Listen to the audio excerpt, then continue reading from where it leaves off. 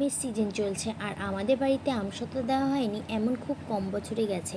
প্রতিবারের মতন এই বছরও মা আমসত্ত্ব দিয়েছে, তাই ভাবলাম তোমাদের সাথে একটু শেয়ার করি।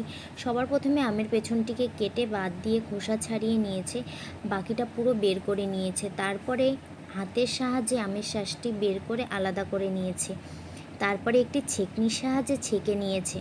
এরপরে মা উনুনে আমটিকে একটু জাল দিয়ে নিয়েছে। পাকা আম এমনিতে একটু মিষ্টি হয়, তাও এখানে একটু মিষ্টি দিয়েছিল মা, যাতে একটু মিষ্টি মিষ্টি হয় খেতে। উনুনের থেকে আমের পেস্টটিকে নামিয়ে এখন দুটো থালায় নামিয়ে নিয়েছে। এটাই এখন রোদ্দুরে শুকোতে দেবে।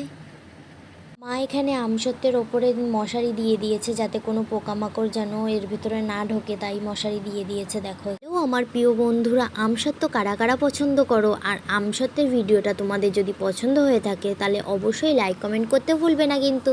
আজকের মতো টাটা, বাই বাই।